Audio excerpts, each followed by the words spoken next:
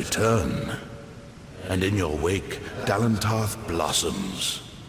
The flow is rearranged, now and forever.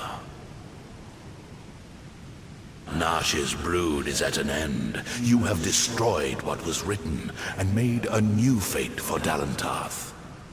Even your darkest ally walks a lighter path. And yet the Tuatha still spread, marching with Prismeer and pain. You have only delayed our doom.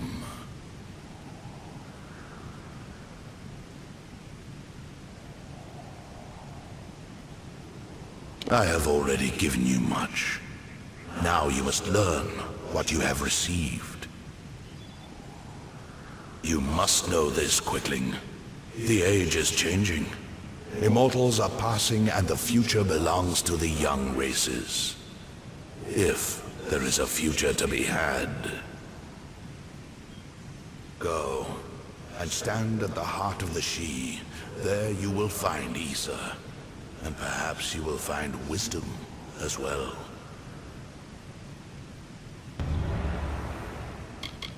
Nash and her brood would have spread across Dalentarth and brought the taint of Prismeer with them. So it forever was to be, until you set about to stop it.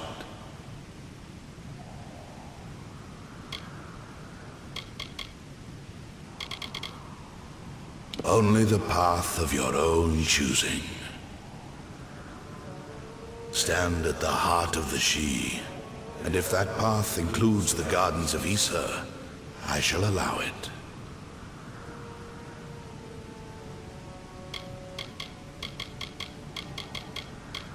May your path be long and evergreen.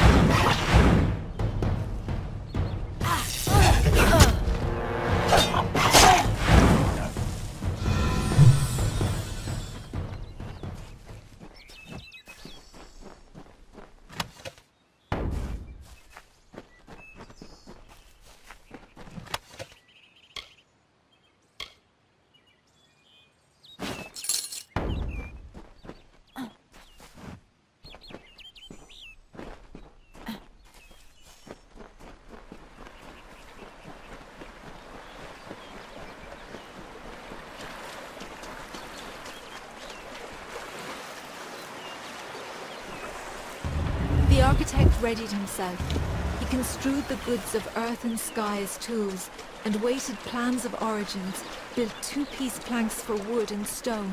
He began creating. Waters trickled through the Sidhe, and life sprung from the ground. The wolf and its antelope, the bear and its fish, all the work of...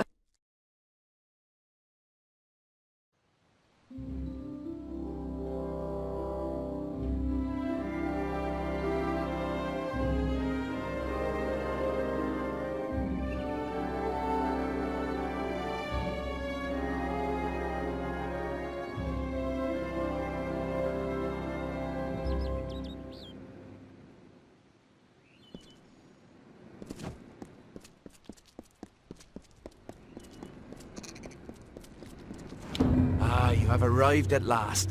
Welcome to the Gardens of Issa, home of the Summer Court, and the warm heart of the Faelands. I know you had hoped to speak with the High King, but our seers sense a danger pursuing you. Naturally, we cannot allow such threats to be brought into the High Court, perhaps once you have dealt with your own unfinished business. High King Titarian is Lord of the Summer Fae, the font of all our wisdom, and first amongst the immortals. And since Gadflow tragically murdered the High King of the Winter Court, Titarian is the greatest and last true leader left of our kind. The sapling of the World Tree bears centuries of great wisdom. Of course, long-lived as Nirlam is, it is still regrettably mortal. Even all greatest mortal wisdom cannot compare to the perspective given by true agelessness. Begging your pardon, of course. We are the Summer Court, the very embodiments of courage, honor, and all things bright and proud. Some envious few in the Winter Court would call us arrogant and self-righteous, as well as all manner of other epithets. But remember, we are the ones who stayed true to tradition, while they turned to barbarism. The Tuatha find new recruits from our ranks. The ranks of the Fae were not always sullied by the presence of anything so coarse as the Tuatha. Once, the Summer and Winter Courts existed in harmony. But Gadflow perverted the Winter Court with talk of his new god, and from that poison, the Tuatha arose. Too many mortals misunderstand the Winter Court. Our cold cousins are not evil, but merely evoke the darker truths of nature, from subtlety to decay. Perhaps it makes sense that children of dust are put off by those who embody their inevitable death, but it is regrettable that so many are misunderstood. Truly a place of wonder, as it has always been and always shall be. Here springs the life well of Dalentarth, and the greater Faelands in all directions. It is a pity that some of our kind have fallen to such degenerative states, but we cannot shed a tear for their weakness.